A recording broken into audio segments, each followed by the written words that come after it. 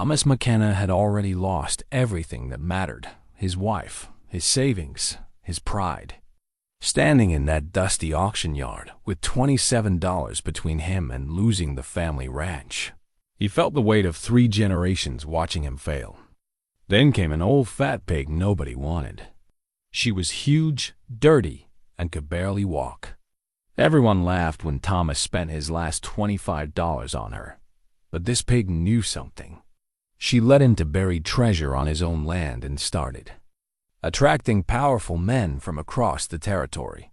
Soon, Thomas had to choose between a fortune and staying true to the animal that saved everything. What did that pig really know? Before we jump back in, tell us where you're tuning in from.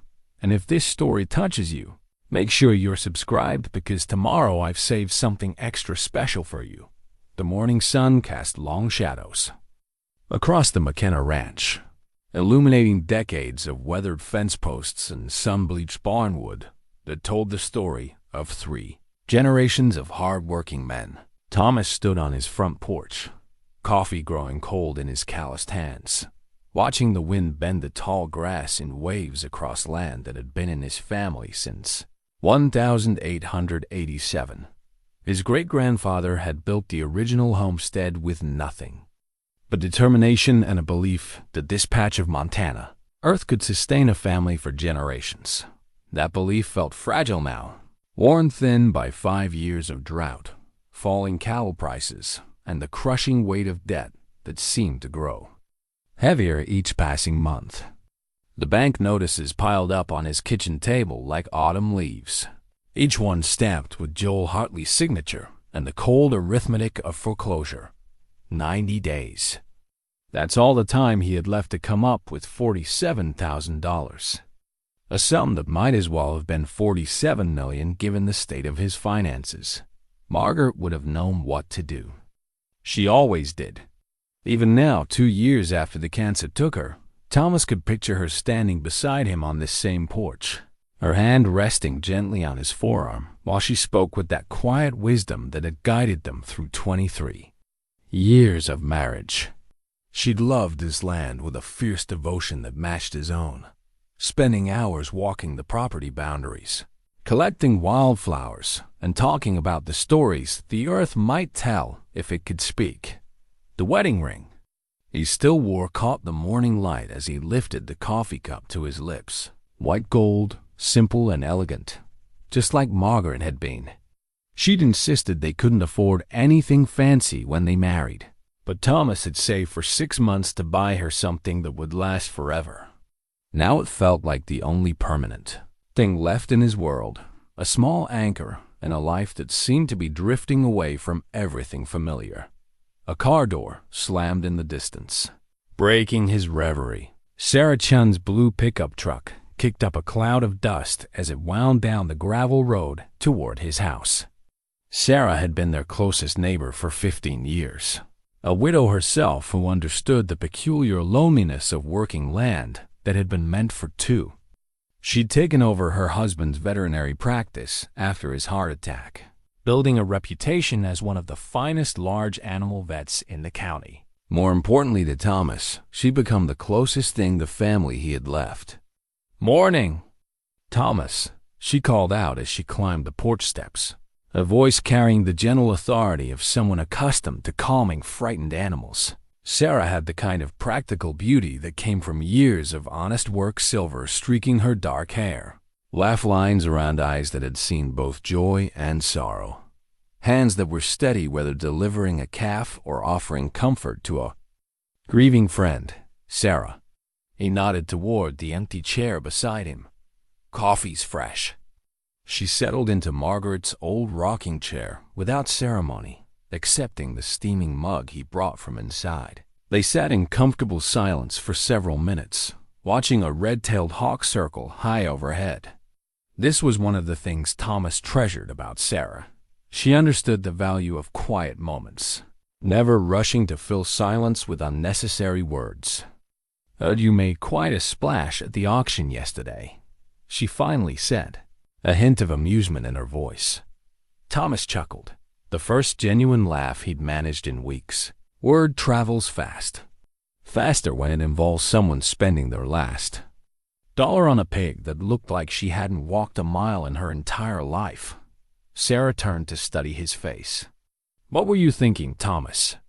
He considered the question seriously, rotating the coffee mug between his palms. "Honestly, I wasn't thinking much at all. Saw her standing there, nobody else bidding, and something about the way she looked at me." He shook his head. "Sounds foolish when I say it out loud. Most of the best decisions do." The pig in question was currently rooting around near the old apple tree behind the barn, seemingly content in her new surroundings. Thomas had loaded her into the stock trailer yesterday with considerable effort and the help of 2 auction yard workers, half convinced he'd made the worst financial decision of his life. But watching her now, methodically working her way across a patch of ground with obvious purpose, he felt an odd sense of rightness about the purchase. "She's a big girl," Sarah observed.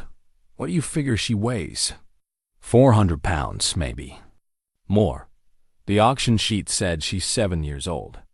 Thomas frowned. "Strange thing though, when I was loading her up yesterday, I noticed her hooves. They're in perfect condition. Not what you'd expect from an animal that heavy, who supposedly never exercises." Sarah raised an eyebrow. "Meaning?" "Meaning maybe she's not as lazy as she appears." They watched the pig continue her systematic exploration of the yard, pausing occasionally to dig small holes with her snout before moving on. There was something almost deliberate about her behavior, as if she were searching for something specific. "You planning to breed her?" Sarah asked. Thomas shrugged. "Haven't thought that far ahead. Right now I'm just hoping she doesn't eat me out of house and home before." He caught himself before mentioning the foreclosure deadline. But Sarah knew. Everyone in their small community knew about the McKenna ranch's troubles, though most were too polite to speak of it directly. Bad news traveled even faster than auction gossip in a place where everyone's fortunes were tied together by the unpredictable rhythms of farming and ranching. "Thomas," she said gently, "if you need help, I appreciate that, Sarah. I do. But this is something I need to handle myself." She nodded, understanding the pride that made accepting charity harder than facing ruin. Margaret used to say this. Land had secrets. She said a lot of things. Thomas's voice carried the weight of missing someone whose wisdom he'd relied on more than he'd realized. Used to drive me crazy how she'd spend hours just walking around, poking at rocks and studying old maps she'd found at the library. Said the previous owners had left stories buried in the ground. Maybe she was onto something. Before Thomas could respond, the pig let out a sharp grunt from across the yard. Both humans turned to look, surprised by the urgency in the sound. The animal had stopped digging and was staring directly at them, her dark eyes reflecting an intelligence that seemed almost human. "Well," Sarah said after a moment, "she's certainly got personality." The pig held their gaze for another few seconds, then resumed her methodical excavation. Thomas found himself wondering what Margaret would have made of this strange purchase. She'd always believed that everything happened for a reason, that the universe had a way of providing what people needed, even when they couldn't see the bigger picture. It was a comforting philosophy, though one that felt increasingly difficult to maintain as the bills piled up and the auction date drew closer. "I should let you get back to work," Sarah said, standing and stretching. "But Thomas, that pig didn't end up with you by accident. Margaret always said you had good instincts. You just needed to trust them more." After she left, Thomas remained on the porch, thinking about instincts and trust, and the way Margaret used to look at this land like it held answers to questions he'd never thought to ask. The pig continued her exploration, working her way steadily toward the eastern boundary where the old homestead foundation lay, buried under decades of prairie grass and accumulated earth dot as the sun climbed higher. Thomas found himself drawn to watch her progress. There was something hypnotic about her methodical approach, the way she'd pause, sniff, dig a small hole, then move on. By midday, she'd covered nearly an acre in this fashion, creating a pattern of small excavations that followed no logic Thomas could discern. But patterns had never been his strength. That was Margaret's gift, seeing connections where others saw chaos, finding meaning in the spaces between obvious truths. Maybe that's what he'd been missing all these years, trying to force the land to produce according to his timeline, instead of listening to what it might be trying to tell him. The pig looked up from her current dig site and fixed him with that unsettling, intelligent stare. For a moment, Thomas could have sworn she was trying to communicate something important, something that might change everything if he could just learn to listen. 3 days after the pig's arrival, Thomas woke to find her standing at the edge of the old homestead foundation, pawing at the ground with unusual persistence.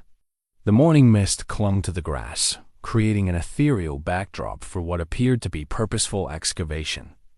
Unlike her previous random digging, this effort was focused on one specific spot, a depression in the earth that had always collected rainwater. Thomas pulled on his boots and walked across the dew-soaked pasture, curious about what had captured the pig's attention so completely. As he approached, she looked up from her work and made a sound he'd never heard before, part grunt, part whine, with an urgency that made the hair on his arms stand up. "What is it, girl?" he asked, crouching beside the hole she'd created. The pig stepped back as if inviting him to take over, her dark eyes fixed on his face with an intensity that felt almost human. Thomas examined the shallow excavation, noting that she'd been careful not to damage whatever lay beneath the surface. His fingers brushed against something that definitely wasn't soil smooth and flat, with edges that suggested human craftsmanship. Working carefully, Thomas cleared away the remaining dirt to reveal a piece of aged leather, folded and wrapped around something solid. His heart began to race as he lifted the package from its earthen hiding place, noting its considerable weight and the way it had been sealed against moisture with what looked like tree sap. The pig watched intently as he peeled back the protective covering to reveal a rolled piece of paper, yellowed with age and covered in symbols that looked Spanish in origin. Thomas's hands trembled as he carefully unrolled the document, recognizing immediately that this was something extraordinary. It was a map, crude but detailed, showing landmarks that corresponded roughly to his property boundaries. Strange symbols marked various locations with Spanish text that he couldn't read, but somehow looked important. Most intriguing of all, the map appeared to be incomplete, with torn edges suggesting it was part of a larger document. "How did you know this was here?" Thomas whispered to the pig, but she had already moved to another spot about 20 yards away and begun digging again. Thomas spent the rest of the morning researching his discovery, using Margaret's old Spanish dictionary and the laptop computer that had gathered dust since her death. The document appeared to be genuine 18th century Spanish, referencing something called El Tesoro de la Misión Perdida, the treasure of the lost mission. References to oro and plata appeared repeatedly, Spanish words he recognized as gold and silver. The implications made him dizzy. According to local history, Spanish missionaries had established several settlements in this region during the 1700s, but most records had been lost when Mexico ceded the territory to the United States. Stories of buried treasure were common enough in this part of Montana, usually dismissed as folklore designed to attract tourists. But this map felt different, too detailed, too specific to be mere fantasy. By afternoon, Thomas had identified several of the landmarks depicted on the map. The twisted oak tree near his southern property line was clearly marked, as was the rock formation that had always reminded him of a sleeping giant. Most significantly, an X marked a location that corresponded exactly to where the pig had found. The map. The rational part of his mind suggested this was coincidence, or perhaps an elaborate hoax left by some previous property owner with too much imagination and time. But as he studied the aged paper and compared its landmarks to his familiar landscape, doubt crept in. The detail was too accurate, the aging too consistent with genuine antiquity. Thomas returned to the homestead site as the sun began to set, finding the pig exactly where he'd left her standing guard over a second excavation. This hole was deeper than the first, and when Thomas knelt to examine it, his flashlight beam revealed something that made his breath catch in his throat. Metal. Definitely metal. Tarnished black with age, but unmistakably crafted by human hands. Working carefully in the gathering darkness, Thomas cleared away enough soil to reveal a small object of the size of a silver dollar. When he lifted it into the flashlight beam, his suspicions were confirmed that it was a Spanish coin, bearing the coat of arms of the Spanish Empire and a date that read 1784. The metal was genuine silver, heavy and substantial in his palm. Even in its tarnished state, Thomas could make out intricate details that spoke of official minting rather than crude forgery. The pig watched his discovery with what Thomas could only describe as satisfaction, then moved to yet another location and began her methodical digging. As darkness fell, Thomas counted no fewer than 6 new excavation sites, each one marked by the pig's careful attention to something buried beneath decades of prairie soil. Back in his kitchen, Thomas spread the map across the table and placed the silver coin beside it, trying to process what he'd discovered. According to his research, Spanish silver of this vintage could be worth hundreds of dollars to collectors, possibly more depending on rarity and condition. But the map suggested this was merely the beginning, one piece of a much larger puzzle. Torn edges of the document haunted him.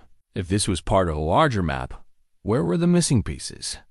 And more importantly, what did they reveal about the treasure's location? The single coin represented more money than Thomas had seen in months, but it also raised questions that kept him awake long into the night. Margaret had always insisted that the land held secrets. During their years together, she'd spent countless hours walking the property boundaries, collecting artifacts and studying the local history with an intensity that sometimes worried him. She'd claimed to find pottery shards and old metal objects, though Thomas had never paid much attention to her discoveries. Now he wondered what she might have known that she'd never shared. The pig had settled near the back porch, apparently content after her day of archaeological work. Thomas watched her through the kitchen window, marveling at the intelligence in her eyes and the purposeful way she'd led him to discoveries that could change everything. Tomorrow he would need to make decisions about what to do with his findings. But tonight he allowed himself to imagine a future where the ranch might survive after all. As he prepared for bed, Thomas carefully wrapped the map and coin in Margaret's old jewelry box, placing them in the bedroom safe where she'd once kept her few valuables. The weight of possibility felt almost as heavy as his accumulated debts, but for the first time in years, the weight was hopeful rather than crushing. Outside his bedroom window, the pig lifted her massive head and looked directly at the house, her dark eyes reflecting the starlight like twin promises of secrets yet to be revealed. Thomas fell asleep thinking about Spanish missionaries, buried treasure, and the mysterious intelligence of an animal that seemed to understand more about his land than he'd learned in 3 generations of ownership. Thomas woke before dawn with the anticipation of a man who discovered that his worst day might have been the beginning of his best. The pig was already active in the pre-dawn darkness, a silhouette visible through the kitchen window as she continued her methodical exploration of the property. By the time he'd finished his coffee, she had created 3 new excavation sites, each one precisely placed according to some logic he couldn't fathom. The first site yielded another Spanish coin, this one dated 1782 and bearing different heraldic symbols. Thomas carefully cleaned the silver piece with an old toothbrush, marveling at the craftsmanship that had survived nearly 2.5 centuries underground. The second site revealed what appeared to be a fragment of ornate metalwork, possibly part of a religious artifact or decorative vessel. The third excavation uncovered a small leather pouch containing 7 more coins, all Spanish silver from the late 18th century. By noon, Thomas had accumulated evidence that made the previous day's discoveries look modest. Laid out on his kitchen table, the artifacts told a story of Spanish presence on his land that went far beyond the casual missionary activity recorded in local history books. This wasn't the random loss of a few coins by passing travelers. This was systematic burial, the kind of careful concealment that suggested someone had intended to return for their treasure. The pig's behavior had also evolved, rather than random. Digging, she now moved with obvious purpose from one predetermined location to another, as if following an invisible map.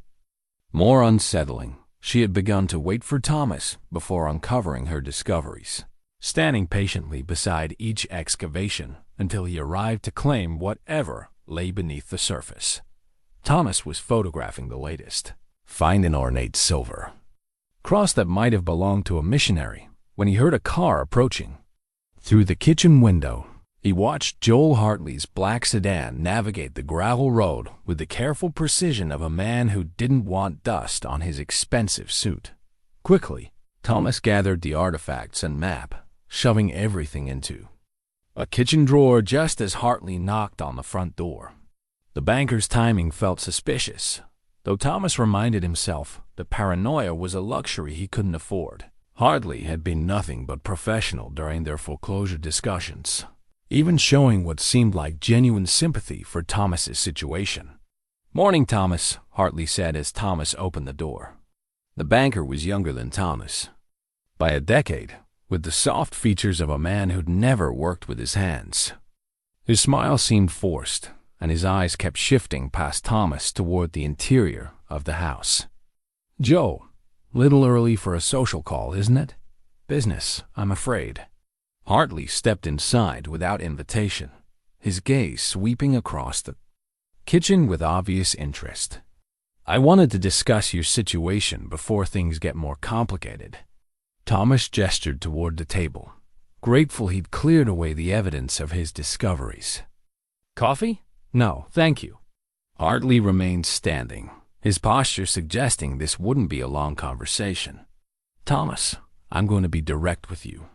The bank's position hasn't changed, but I've had some inquiries about your property that might represent an opportunity." "What kind of inquiries?"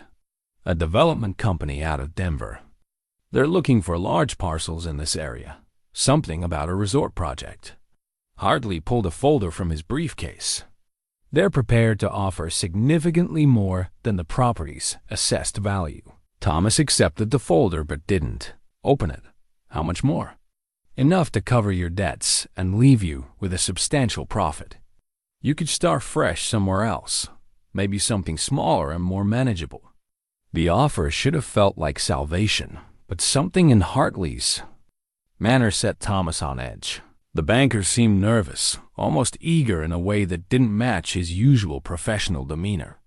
Outside, the pig had positioned herself near the kitchen window, her massive head visible as she watched the conversation with obvious interest. "I'll need time to consider this," Thomas said. "Of course, but Thomas," Hartley's voice carried a note of urgency. "These developers don't usually wait long for decisions. The market for this kind of property can be unpredictable." After Hartley left, Thomas opened the folder to find an offer that was indeed generous, too generous for land that had been appraised as barely covering his debts.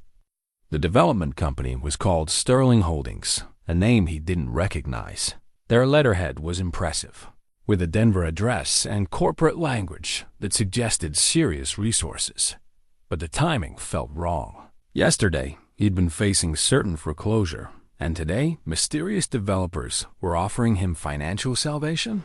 Thomas had lived long enough to be suspicious of coincidences, especially ones that involved large sums of money appearing exactly when he needed them most. The pig's grunt from outside interrupted his thoughts. She had moved to a new location near the barn, this one marked by a distinctive rock formation that matched one of the symbols on his Spanish map. Thomas grabbed the document from the kitchen drawer and compared the landmarks, confirming what he'd begun to suspect. The pig wasn't randomly digging. She was following the map dot. This excavation revealed the most significant find yet: a metal box about the size of a cigar case, decorated with Spanish religious symbols and sealed with what appeared to be ecclesiastical wax. Inside, Thomas found a collection of items that made his hands shake: more silver coins, several pieces of worked gold, and most importantly, another piece of the map. This fragment was larger than the first, showing more detail and extending the coverage of the documented area. When combined with his original find, Thomas could see that the complete map would cover not just his property, but several surrounding ranches as well. The treasure, whatever it was, had been divided and hidden across a much larger area than he'd originally imagined. The implications were staggering. If the Spanish had buried treasure across multiple properties, and if Thomas was the only person who knew about it, he potentially held the key to wealth beyond anything he dared to imagine. But the incomplete nature of the map also meant he needed to access neighboring land to complete his search. As afternoon faded into evening, Thomas found himself caught between excitement and anxiety. The pig had uncovered evidence of treasure that could solve all his financial problems. But the banker's unexpected visit and the mysterious development offer suggested that others might know more about his situation than they were revealing. Standing on his porch as the sun set, Thomas watched the pig position herself near yet another location marked on the map fragments. Tomorrow would bring new discoveries, but also new questions about who else might be interested in his land and why. The Spanish silver in his kitchen drawer represented more money than he'd seen in years, but it also represented the beginning of something much larger and potentially more dangerous than he'd bargained for. Margaret's voice seemed to whisper in the evening breeze, reminding him that the best treasures often came disguised as the greatest challenges. The pig looked up from her latest excavation site and met his eyes across the darkening pasture, her gaze holding secrets that could change everything if he had the courage to trust where she was leading him. Sarah's veterinary expertise had always been something Thomas appreciated in the abstract, but he'd never needed it as desperately as he did now. The pig's continued excavations had revealed enough Spanish treasure to pay off his debts twice over. Yet he found himself more confused than relieved. Something about Joel Hartley's sudden interest and the mysterious Denver developers felt orchestrated, as if forces beyond his understanding were converging on his property. "I'd like you to take a look at her," Thomas said when Sarah arrived Thursday morning. "Make sure she's healthy. Maybe tell me more about her breed." Sarah approached the pig with the careful confidence of someone who'd spent decades reading animal behavior. The massive sow allowed the examination without protest, standing patiently while Sarah checked her eyes, ears, and general condition. What Sarah discovered in the first 10 minutes changed everything Thomas thought he knew about his auction purchase. "Thomas," Sarah said, straightening up with an expression of amazement, "do you have any idea what you bought? An overpriced pig that's smarter than she looks? This is a Mangalitsa pig. Pure breed, probably from championship bloodlines." Sarah ran her hands along the animal's distinctive woolly coat. They're sometimes called the woolly pig because of this curly hair. They were nearly extinct until about 20 years ago. Thomas frowned. "What's that mean in practical terms?" "It means you didn't spend $25 on a pig, Thomas. You spent $25 on what's essentially a living lottery ticket." Sarah pulled out her phone and showed him several photos of similar animals. Breeding females of this quality sell for anywhere from $15,000 to $50,000, sometimes more if they have championship bloodlines. The numbers hit Thomas like cold water. $50,000 was more than enough to save the ranch, pay off his debts, and still have money left over for improvements. But even as relief flooded through him, another emotion followed, a protective instinct that surprised him with its intensity. "She's been leading me to things," Thomas said quietly. "Important things. I'm not sure I can sell her." Sarah studied his face with the same careful attention she'd given the pig. "What kind of things?" Thomas hesitated, then made a decision that would have seemed impossible a week ago. He trusted Sarah more than anyone else in his life, and if he was going to navigate whatever was happening on his property, he needed an ally who understood both animals and people. "Come inside," he said. "I'll show you."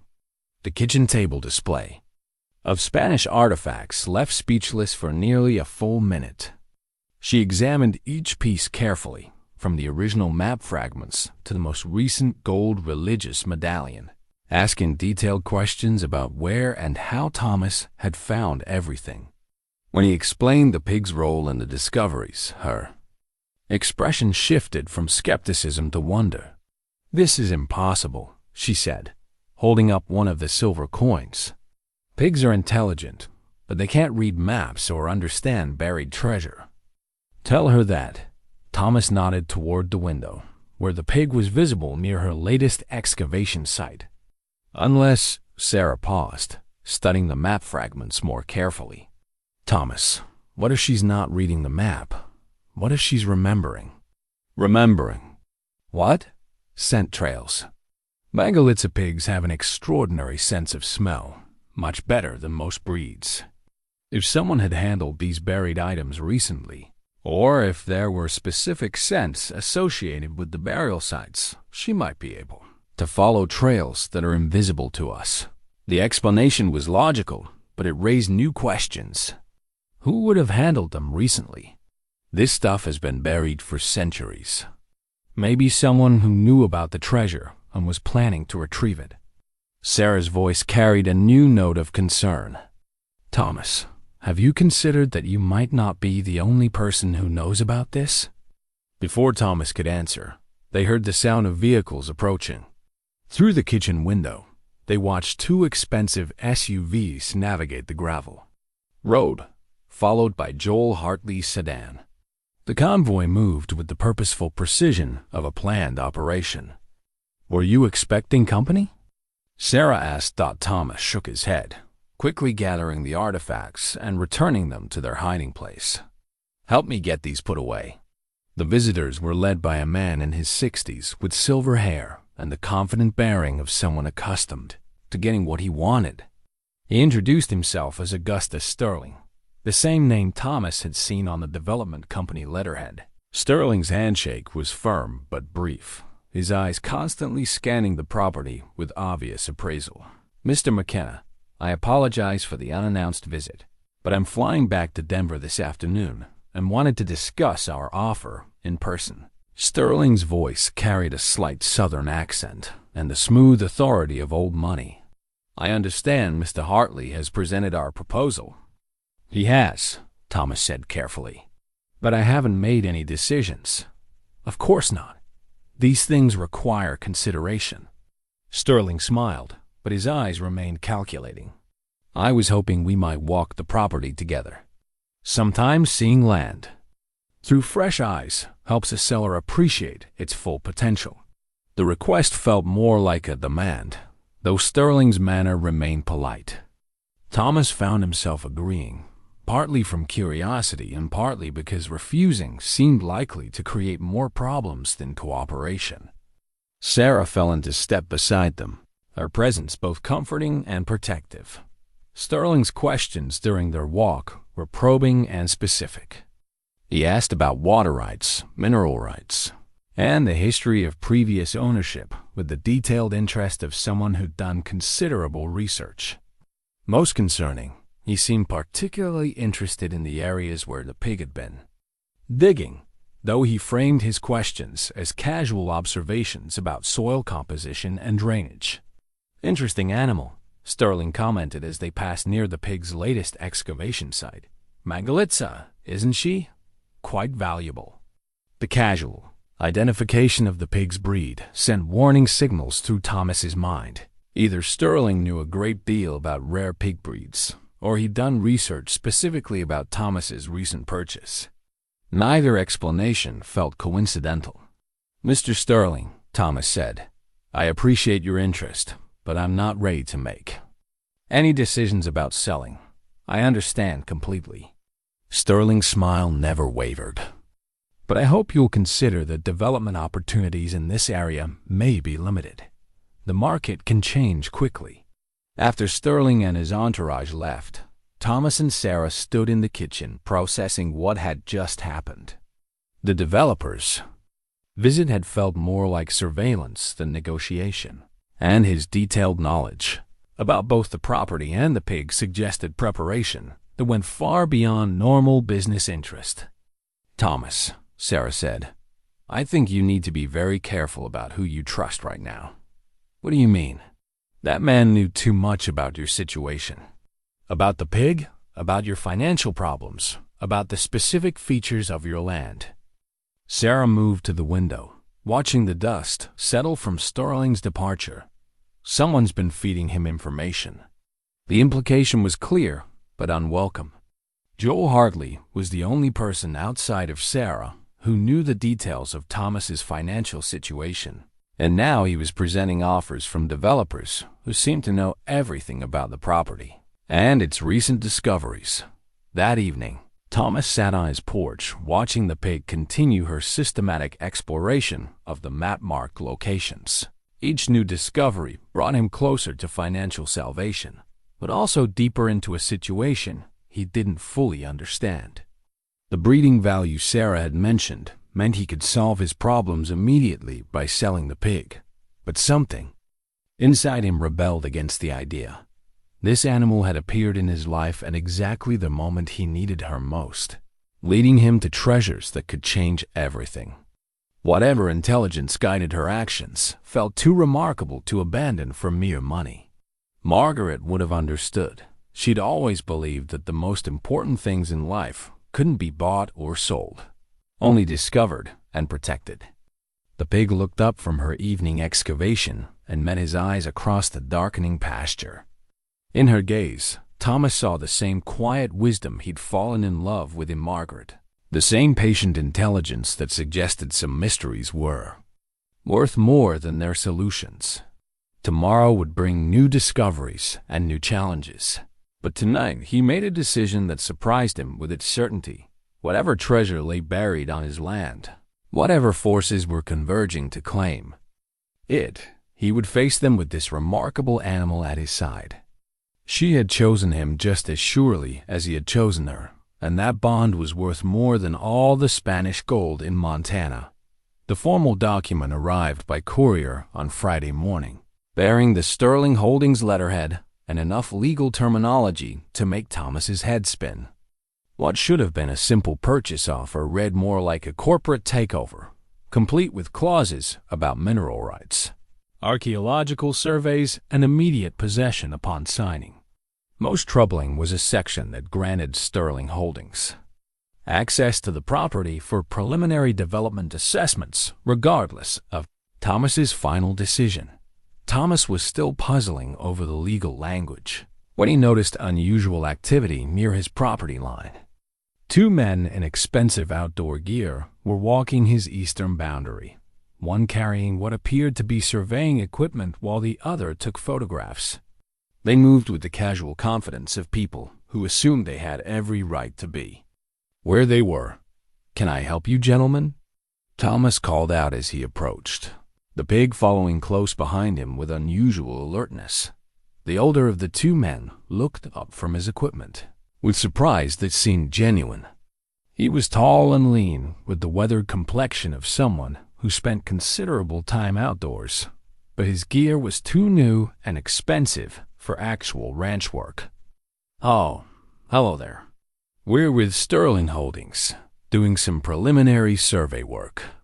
The man's voice carried the same cultivated authority Thomas had noticed in Augustus Sterling.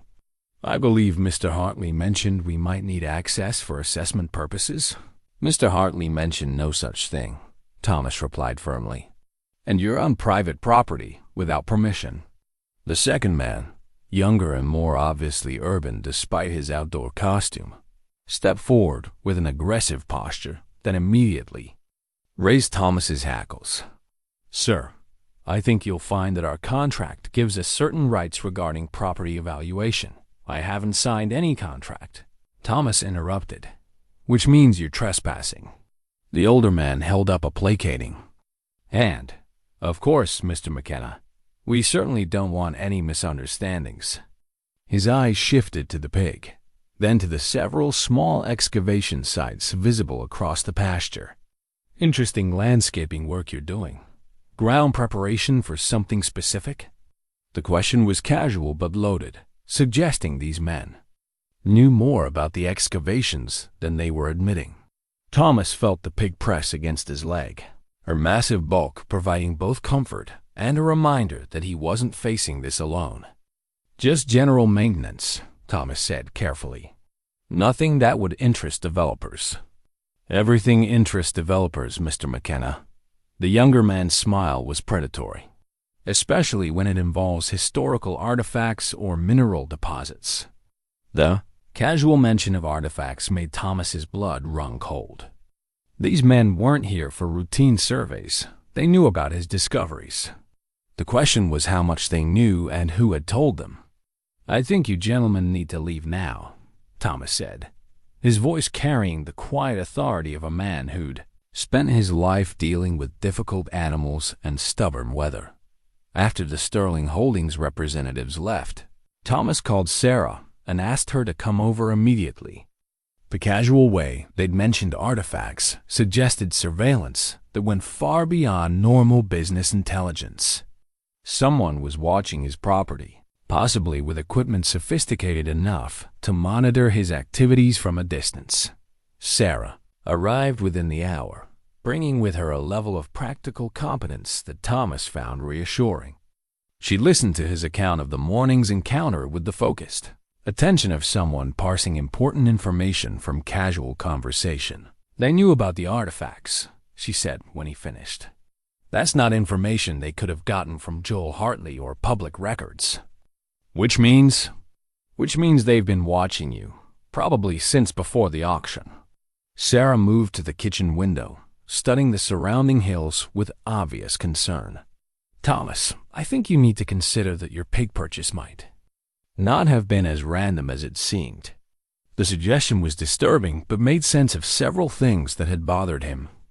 The lack of other bidders at the auction, the pig's immediate familiarity with his property, and now the sudden appearance of developers who seemed to know everything about his recent discoveries.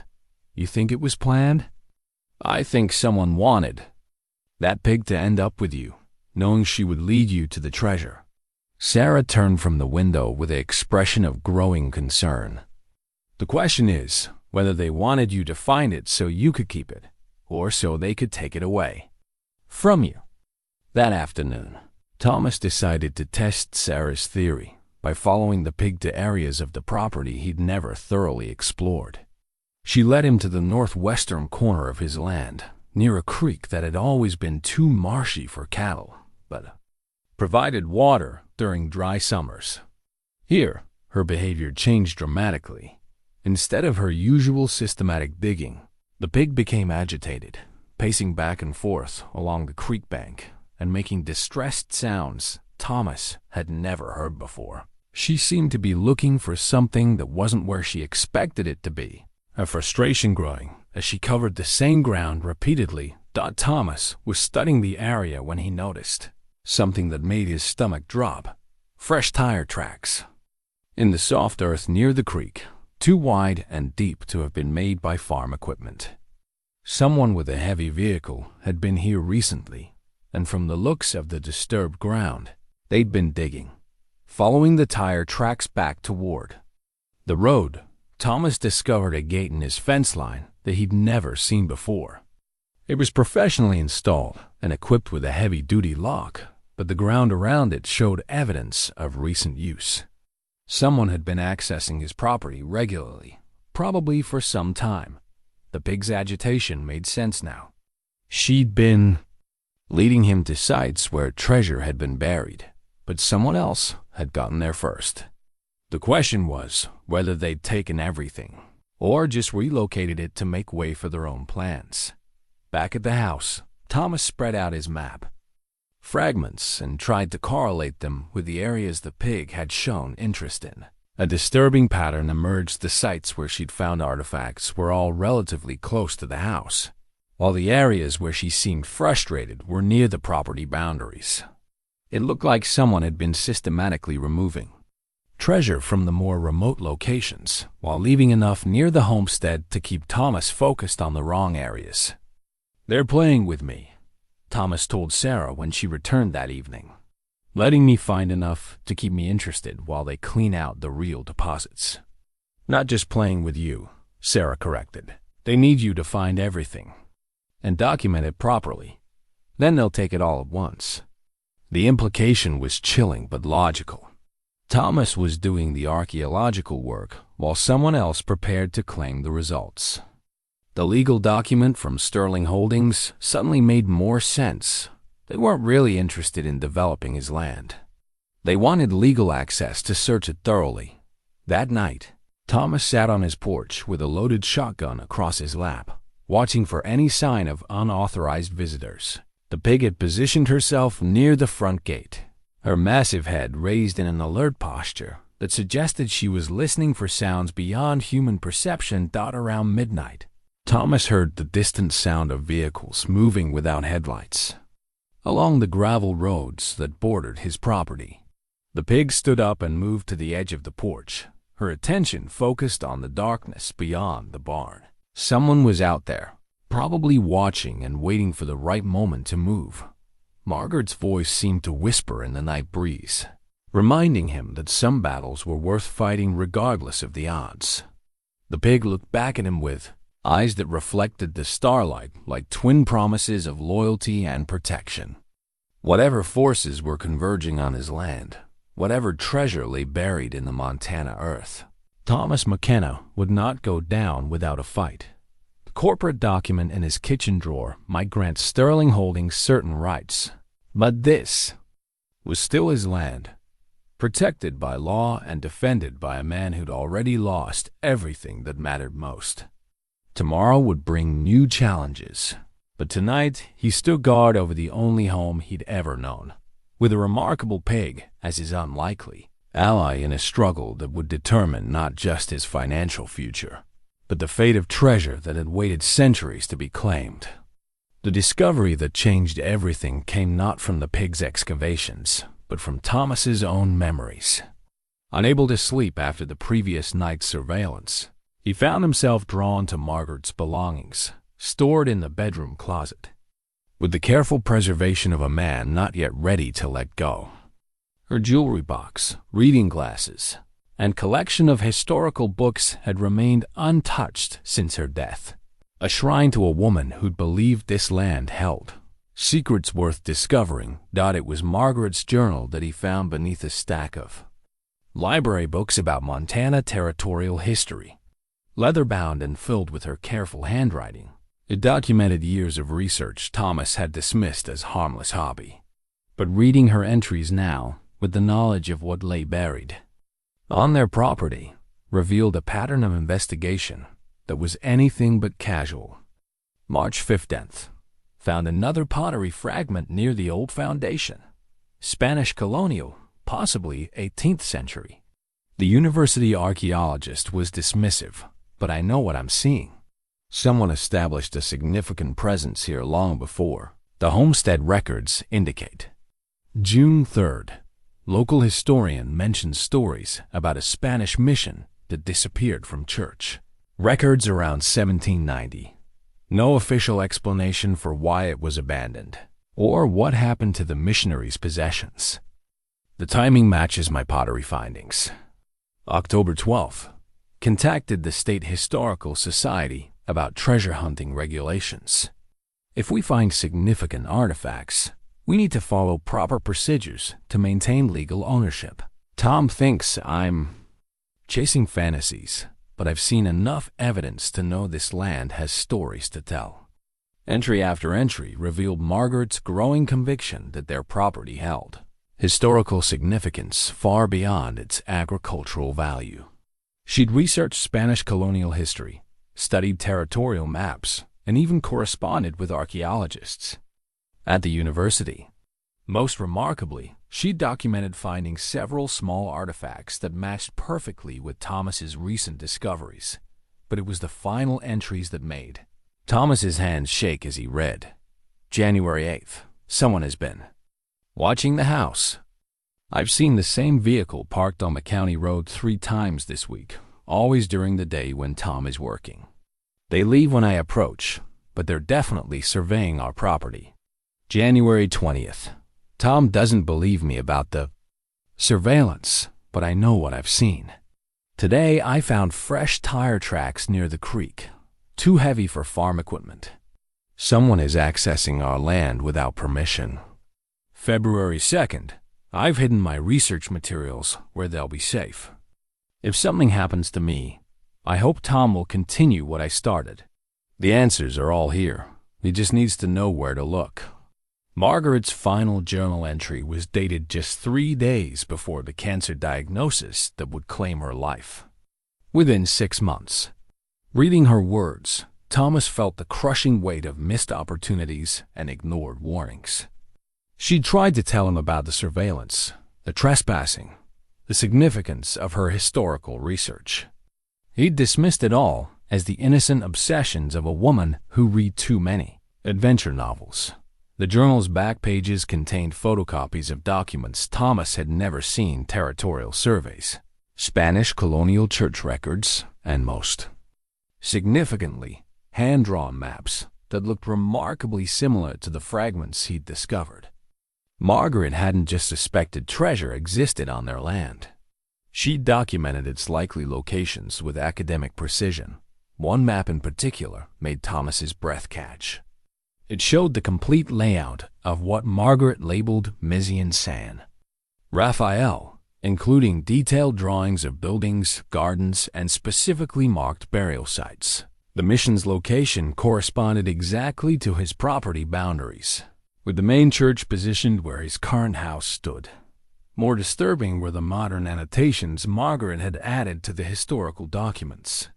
She'd marked locations where she'd found surveillance equipment, noted license plate numbers of suspicious vehicles, and tracked patterns of unauthorized access to their land. Her research revealed a systematic effort to monitor their property that had been ongoing for at least 2 years before her death. The final document in the collection was a letter addressed to Thomas in Margaret's handwriting, sealed and marked, to be opened only in case of emergency.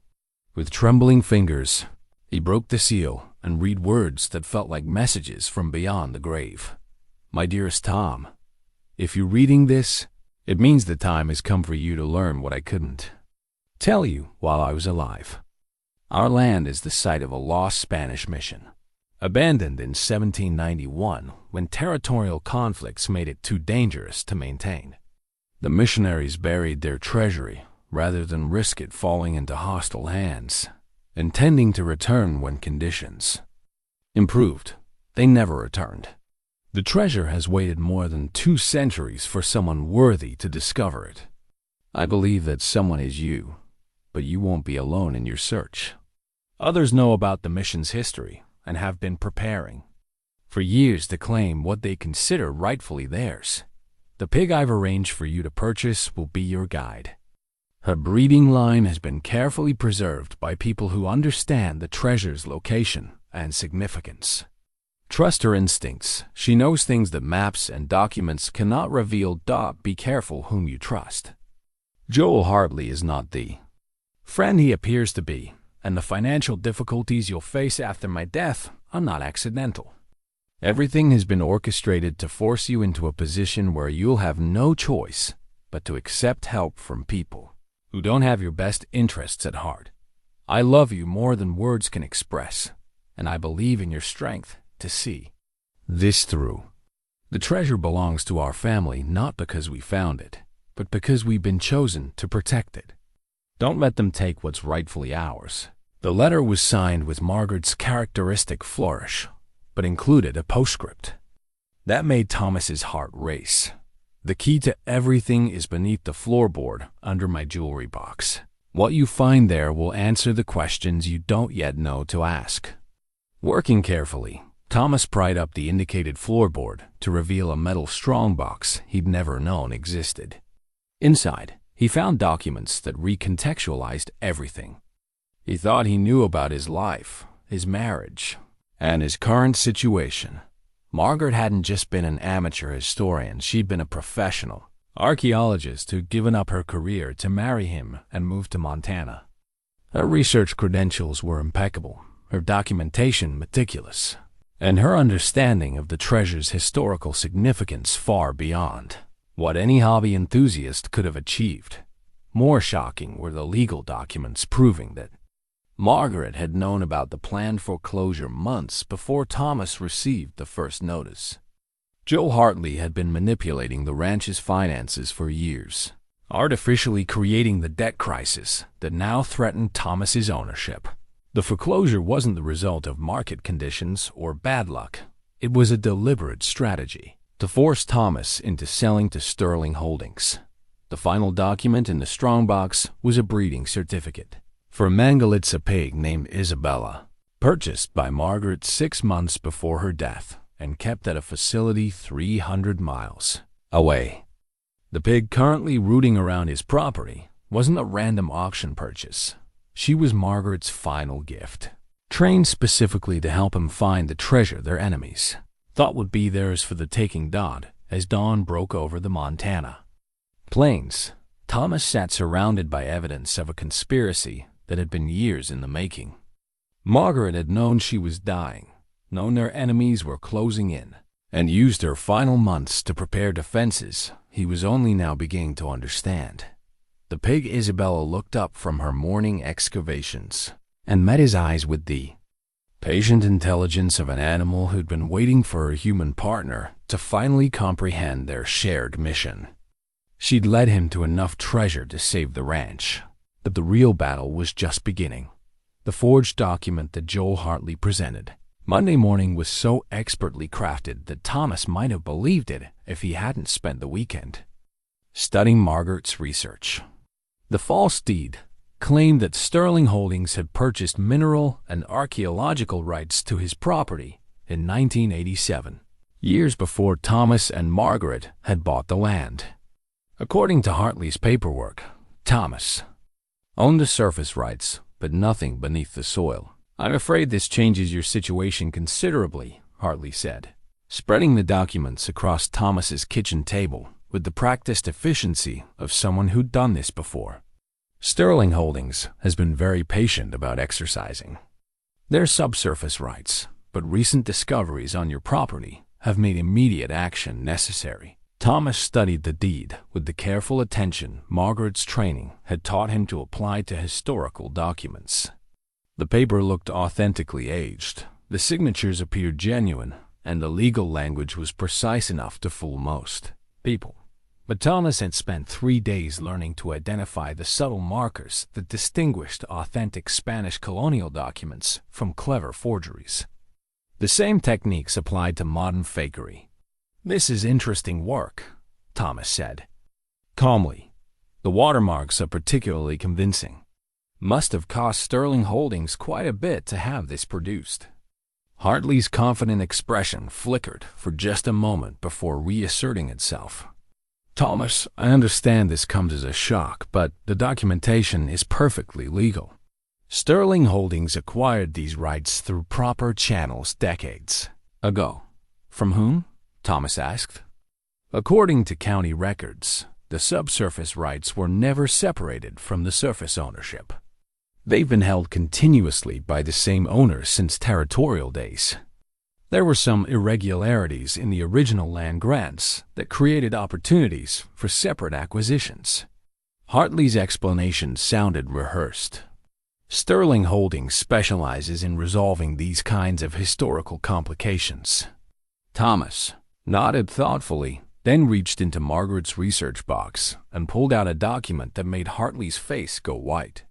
It was the original territorial grant for his property, authenticated by the State Historical Society and clearly establishing unified ownership of all rights, surface and subsurface, in perpetuity. "You're right about historical complications," Thomas said, "but I think you've got them backwards." The confrontation that followed revealed the scope of the conspiracy Margaret had documented. Hartley admitted that Sterling Holdings had been planning this operation for 5 years, ever since their historical research identified the mission site and its likely treasure. They'd needed a local partner with access to banking records and the authority to manipulate property finances. "We offered you a generous way out," Hartley said, his professional demeanor cracking to reveal something uglier beneath. "You could have walked away with enough money to start over anywhere you wanted, with stolen treasure that doesn't belong to you." "It doesn't belong to you either, McKenna. You inherited this land by accident. We found the treasure through years of research and investment." Thomas felt Isabella press against his leg, her massive bulk a comforting reminder that he wasn't facing this alone. "Maybe, but my wife spent the last years of her life making sure you'd never get the chance to take it." Hartley's expression shifted to something that looked almost like fear. "Margaret's dead, Thomas. Whatever she thought, she knew died with her. Did it?" Thomas reached for another document from Margaret's collection. "Because I've got her correspondence with the FBI about interstate fraud conspiracies. Seems she was documenting everything you people were doing, right up until the end." The federal investigation Margaret had initiated before her death had been proceeding quietly for 18 months. Her detailed documentation of the financial manipulation, the surveillance, and the planned treasure theft had provided federal prosecutors with everything they needed to build a case against Sterling Holdings and their local collaborators. What Thomas hadn't expected was learning that Margaret's death hadn't been as natural as the doctors had claimed.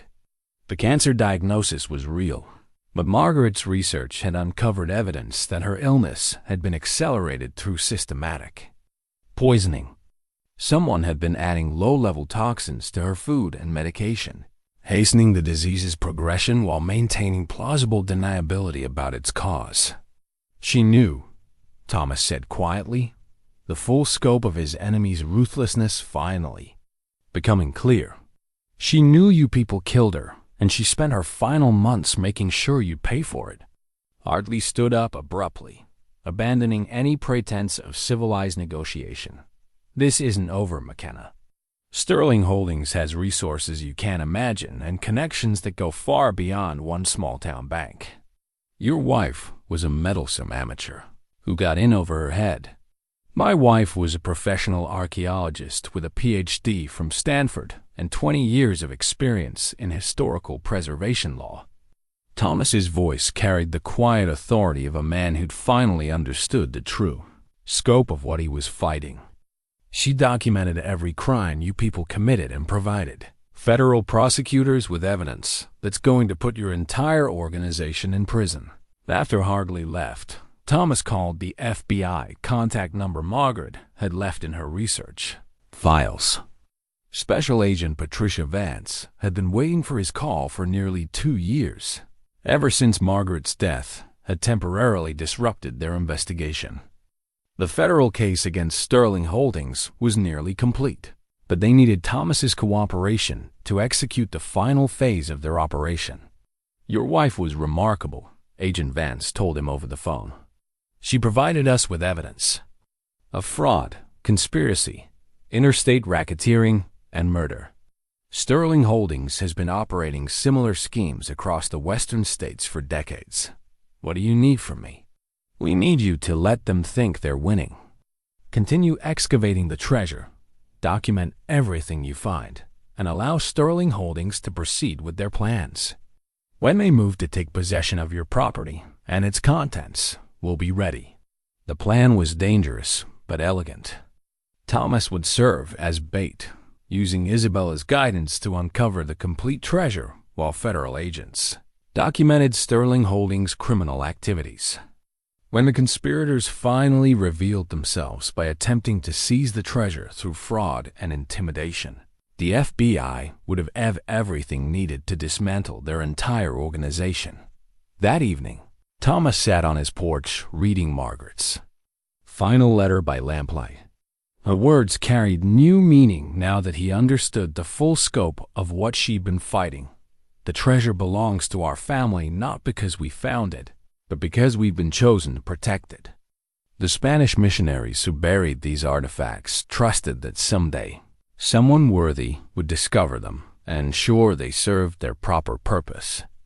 That someone is you, Tom. Not because you're special, but because you're good enough to see this through even when it costs you everything. Isabella looked up from her evening excavations and met his eyes across the darkening pasture. In her intelligent gaze, Thomas saw the same patient wisdom that had drawn him to Margaret all those years ago. Both had been chosen for this purpose, Margaret to prepare the way, Isabella to provide the guidance, and Thomas to see it through to whatever end awaited them all.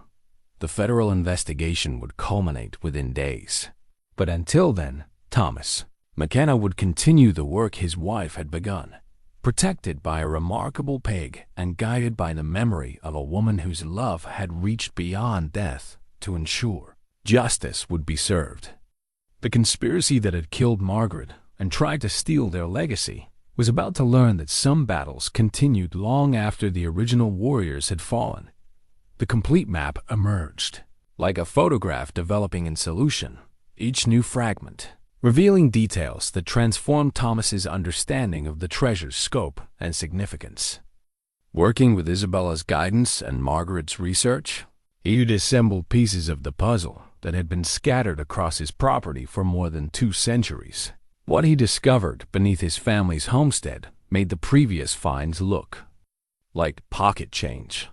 The Spanish mission of San Rafael hadn't been a simple frontier church.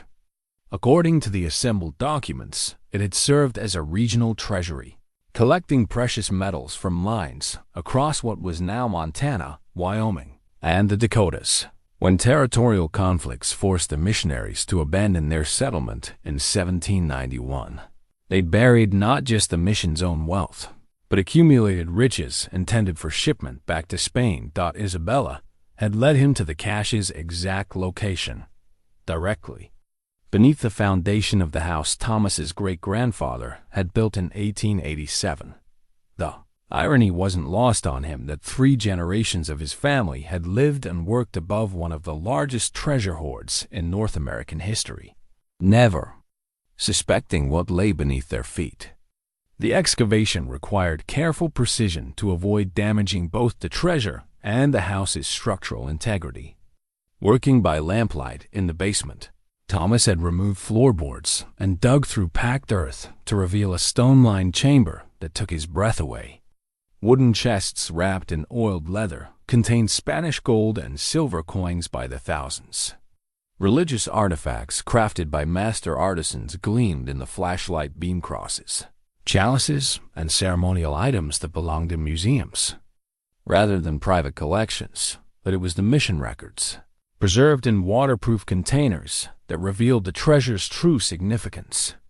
The Spanish had documented their intent that these riches be used for the protection and advancement of those who dwelt righteously upon this blessed land. The treasure wasn't just wealth, it was a trust fund established by 18th century missionaries for the benefit of future generations who would prove worthy of their legacy. Thomas photographed and cataloged everything according to FBI guidelines, creating documentation that would protect the treasure's legal status while ensuring it could be properly preserved. Agent Vance had made clear that his cooperation in the Sterling Holdings investigation would guarantee his ownership rights, but the treasure's historical importance meant it would eventually become part of a museum collection or archaeological preserve. The weight of responsibility felt heavier than the gold itself. Margaret had been right. They'd been chosen as guardians rather than owners, protectors of something that belonged to history rather than any individual family. The money would save the ranch and secure his future, But the true treasure was the opportunity to ensure these artifacts served their intended purpose. Sterling Holdings' final gambit began Wednesday morning with the arrival of armed security. Contractors who claimed to be conducting a court-ordered seizure of stolen property. The forged documents they presented were masterful fakes that might have fooled local law enforcement. But Thomas had spent 3 days coordinating with federal agents, who were monitoring every aspect of the operation. Augustus Sterling himself arrived by helicopter, landing in Thomas's pasture with the theatrical flair of a man accustomed to intimidating opponents through displays of wealth and power. His security team established a perimeter around the property while Sterling marched toward the house with the confident stride of someone claiming what he considered rightfully his. "Mr. McKenna," Sterling announced, "I'm here to resolve this situation once and for all. You have 24 hours to vacate the premises and turn over all artifacts discovered on this property. Any attempt to interfere with our lawful recovery operations will result in criminal charges." Thomas stood on his front porch with Isabella beside him, both of them radiating the calm confidence of people who knew something their opponents didn't. "What lawful operations would those be, Mr. Sterling? The fraud, the conspiracy, or the murder?" Sterling's expression didn't change, but several of his security contractors shifted uncomfortably. Professional mercenaries might be willing to intimidate farmers and seize property based on forged documents, but few wanted involvement in federal crimes that could result in life sentences. "I don't know what you're talking about," Sterling said. "We're here to recover artifacts that were removed from our property without authorization." "Your property?" Thomas held up the authentic territorial grant that proved continuous ownership. "According to federal land records going back to 1885, you've never owned so much as a square inch of this ranch." The confrontation escalated when Sterling's men attempted to enter the house and begin excavating the basement chamber. Isabella positioned herself at the front door with the imposing bulk of an animal who decided no one would pass without her permission. A normally gentle demeanor transformed into something that reminded the security contractors why wild boars had been feared throughout human history. "That pig is obstructing a lawful operation," Sterling declared. "Remove it immediately." "That pig is protecting her home," Thomas replied calmly. "Same as I am." What Sterling and his associates didn't know was that FBI agents had been monitoring their communications for weeks, documenting every aspect of their planned treasure seizure. Federal surveillance teams were positioned throughout the area, recording conversations and preparing to move when Sterling's criminal conspiracy was fully exposed. The afternoon brought reinforcements from both sides. Sterling Holdings called in additional security contractors and a mobile excavation unit, clearly prepared to remove the treasure by force if necessary. But Thomas had his own backup, arriving Sarah Chun with a carload of neighbors who decided their community wouldn't be intimidated by outside corporate interests. "Whole county's talking about what's happening here," Sarah told Thomas as she surveyed Sterling's small army of contractors. "People remember when your family helped them through hard times. They figure it's time to return the favor." The neighbors included ranchers, shop owners, and retired military veterans who'd served in conflicts that taught them the difference between legitimate authority and corporate bullying. They came armed with cameras, legal observers, and the quiet determination of people defending one of their own against outside threats. Isabella seemed to understand that the final confrontation was approaching. She positioned herself where she could observe all approaches to the treasure site, her intelligent eyes tracking every movement of Sterling's forces. The pig had guided Thomas through discovery, revelation, and preparation. Now she stood ready to help him defend what they'd worked together to protect. As evening approached, Thomas felt the same calm that had settled over him during the worst storms of his ranching career. He'd done everything Margaret's research had prepared him to do. cooperated fully with federal investigators and assembled evidence that would destroy Sterling Holdings' criminal enterprise. The treasure was documented, his legal rights were established, and justice was finally within reach. Sterling's ultimatum would expire at midnight, triggering what he believed would be an overwhelming assault that would secure the treasure and eliminate Thomas as an obstacle. But Sterling had made the same mistake that had doomed countless predators throughout history. He'd underestimated the resolve of someone fighting to protect their home, their family legacy, and the memory of a woman whose love had reached beyond death to ensure this moment would arrive. Thomas stood on his porch in the gathering darkness, Isabella at his side and the lights of Sterling's encampment visible across his pasture. Somewhere in the shadows, federal agents waited for the signal that would end a conspiracy years in the making. By dawn, the battle for the McKenna ranch and its buried treasure would be over, decided by courage, preparation, and the wisdom of a woman who'd seen this day coming long before anyone else understood what was at stake. The assault began at 3:17 a.m. with the systematic precision of a military operation. Sterling's security contractors moved through the darkness using night vision equipment and coordinated communications, surrounding Thomas's house while a specialized excavation team prepared to extract the basement treasure chamber. They'd planned for resistance from local law enforcement and anticipated legal challenges, but they hadn't prepared for the FBI surveillance operation that had been documenting their every move. Thomas watched from his bedroom window as armed figures advanced across his property, their confidence born of superior numbers and equipment. Isabella had positioned herself in the basement directly above the treasure chamber, her massive bulk blocking access to the excavation site.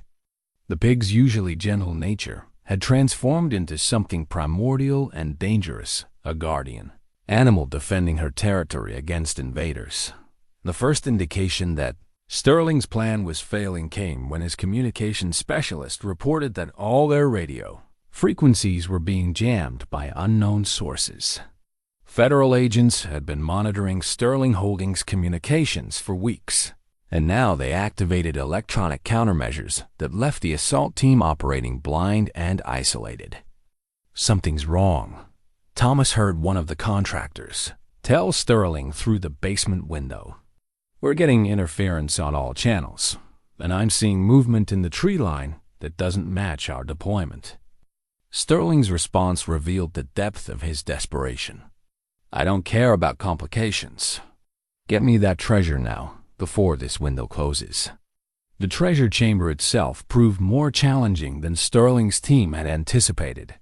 Isabella's protective instincts had triggered something in the pig that transformed her from domestic livestock into a force of nature. When the first contractor attempted to move her aside, she responded with the speed and aggression of a wild boar defending her offspring.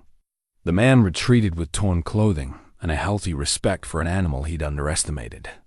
"Tranquilize it," Sterling ordered, but his team discovered that Isabella was far too intelligent to be easily subdued. She'd positioned herself where tranquilizer darts couldn't be fired safely without risk of damaging the treasure, and her constant movement made accurate targeting nearly impossible in the confined basement space above ground.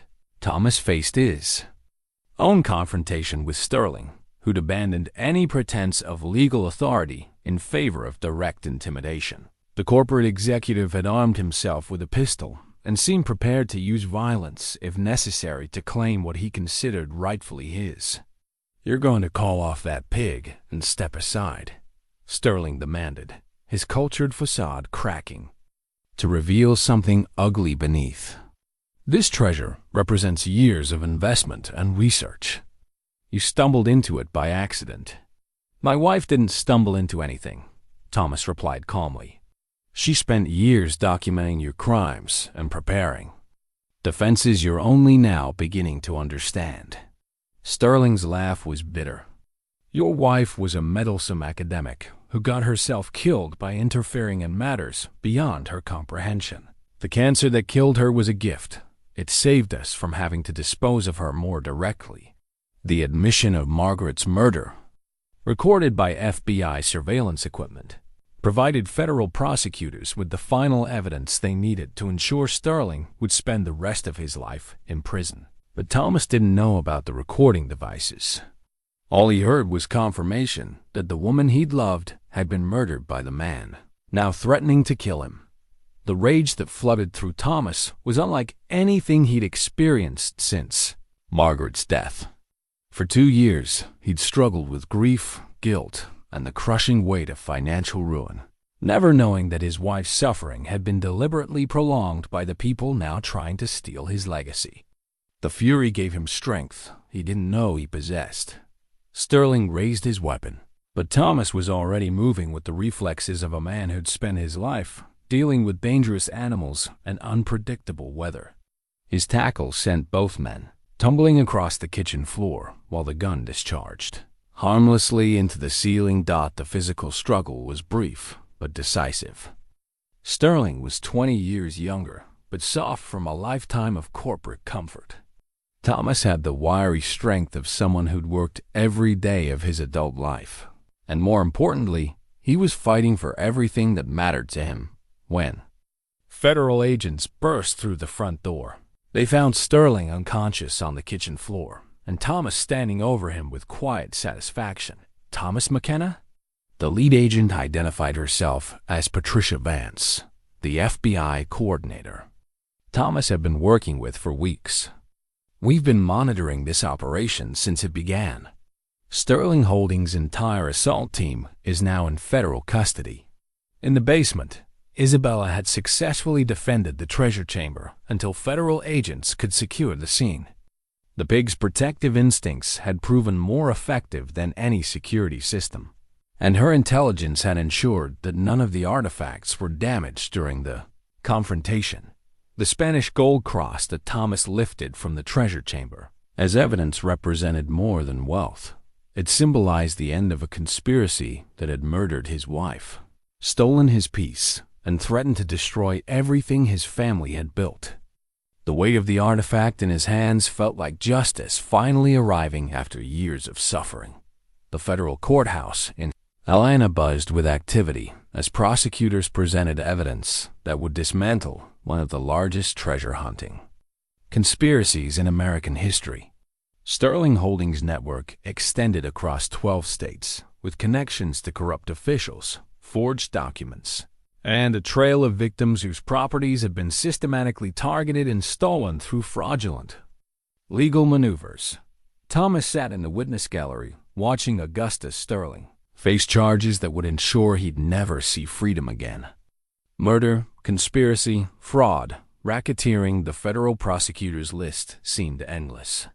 But it was the testimony about Margaret's poisoning that provided the most satisfaction. Her careful documentation had not only exposed Sterling's crimes, but provided prosecutors with evidence of premeditated murder that elevated the charges to capital offenses. Joel Hartley's cooperation with federal investigators earned him a reduced sentence, but his testimony revealed the scope of Sterling Holdings' operations. The conspiracy had targeted dozens of properties across the western states, using historical research to identify likely treasure sites before manipulating local banks to force foreclosures. Thomas's ranch had been their crown jewel location, where Spanish colonial records suggested the largest treasure cache in North American history. We estimate the total value of artifacts recovered from the McKenna property at between $40 and $60 million, the federal prosecutor told the court. This represents not just monetary wealth, but irreplaceable historical artifacts that belong in museums rather than private collections. The legal resolution was more complex than Thomas had anticipated. While his ownership of the property and its contents was unquestioned, the treasure's historical significance triggered federal preservation laws that required careful handling. The solution satisfied everyone involved. Thomas retained ownership and would receive full compensation, but the artifacts would be donated to the Smithsonian institution for permanent display in a new wing dedicated to Spanish colonial history. In North America, Isabella's role in the discovery earned her recognition that surprised everyone involved in the case. The Mangalitsa Breed Association declared her a national treasure, and her bloodline would be preserved through a breeding program that ensured her remarkable intelligence would be passed to future generations.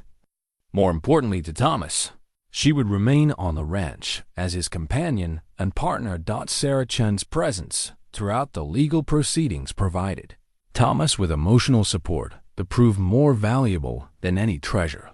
Their friendship had deepened during the months of crisis, evolving into something that honored Margaret's memory while promising hope for the future. The ranch that had once threatened to bankrupt him was now financially secure, but it was Sarah's partnership that made his future worth anticipating.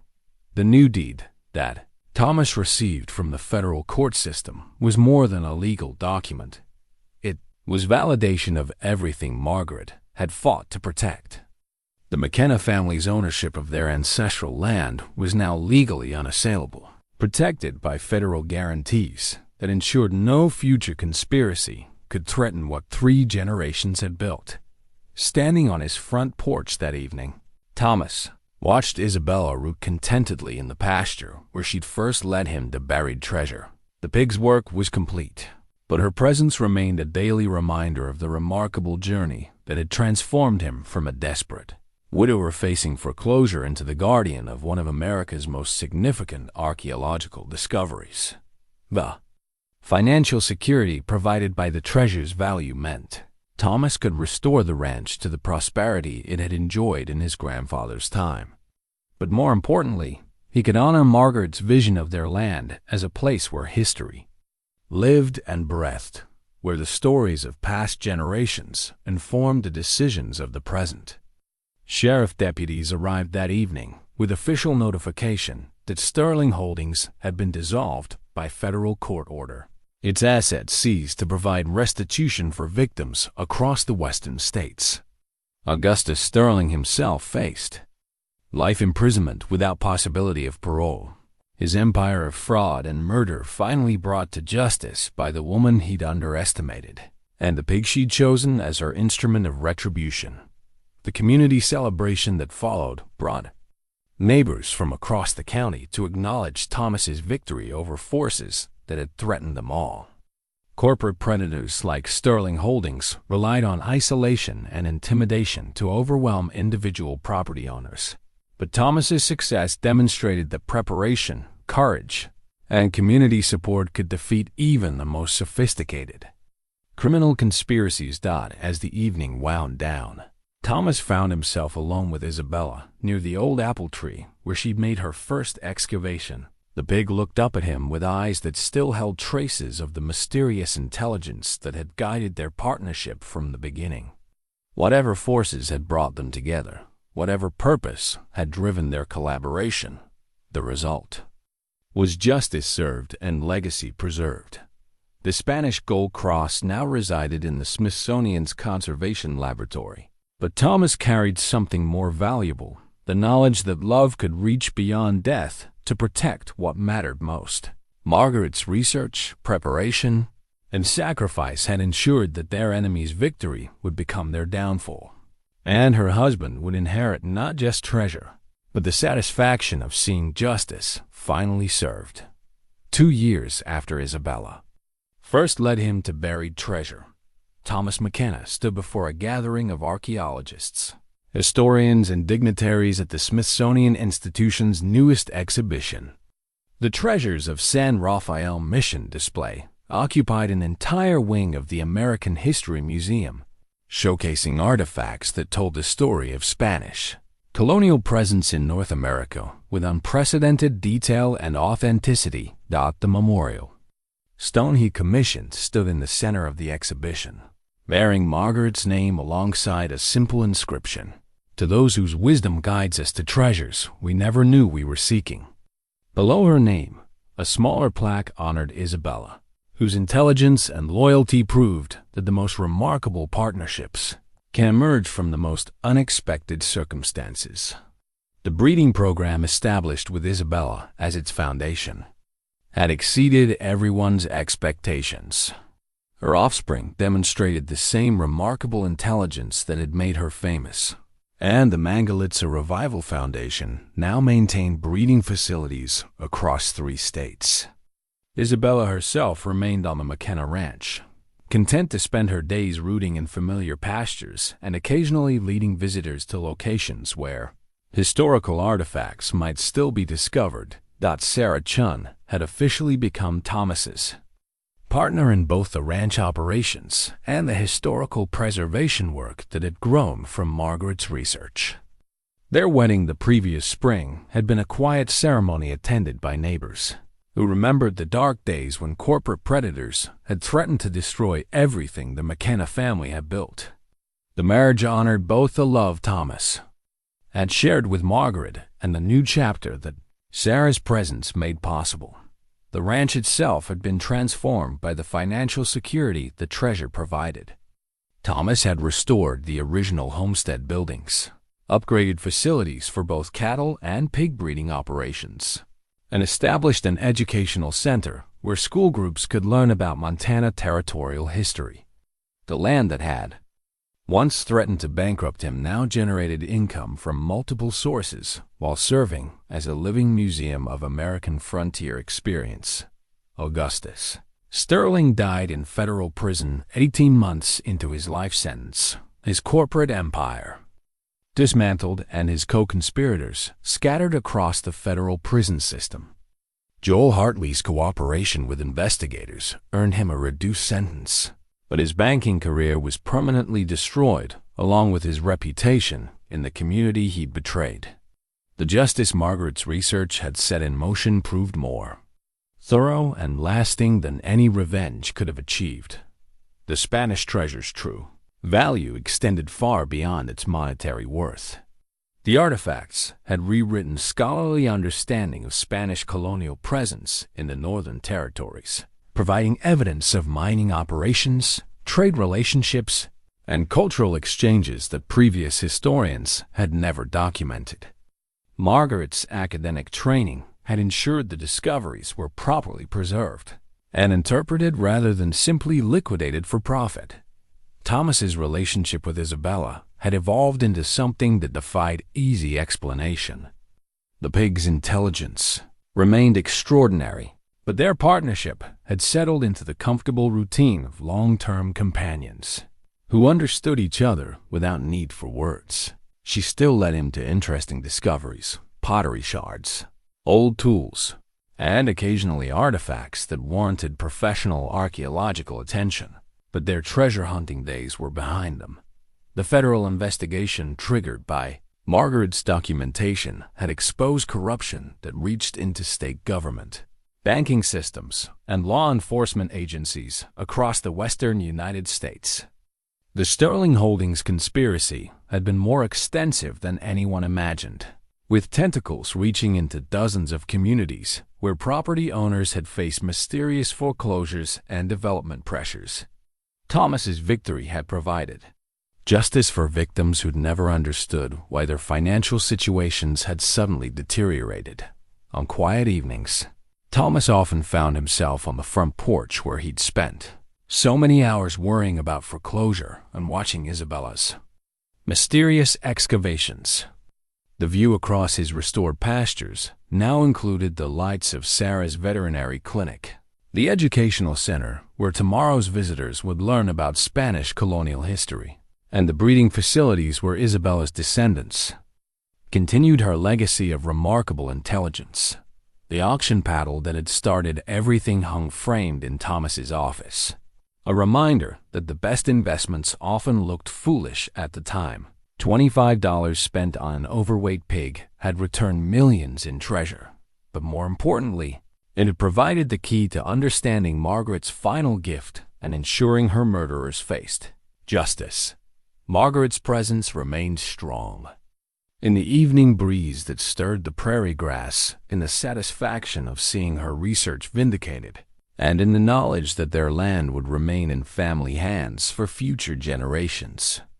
She'd been right about the secrets buried in Montana soil, But her greatest wisdom lay in understanding that some treasures could only be discovered by people worthy of protecting them. Isabella looked up from her evening rooting and met Thomas's eyes across the pasture with the patient intelligence that had first captured his attention at a livestock auction that seemed like a lifetime ago. The pig had completed her mission, guided him through discovery and danger, and helped him understand that the most valuable treasures were often disguised as the most desperate gambles. Thomas smiled and raised his coffee cup in salute to the remarkable animal that had saved his life, his land, and his future. Tomorrow would bring new challenges and opportunities, but tonight he was content to watch the sunset paint the Montana sky in colors that would have made Margaret smile, knowing that love and wisdom could triumph over greed and conspiracy when, guided by the kind of intelligence that recognized treasure in the most unlikely places.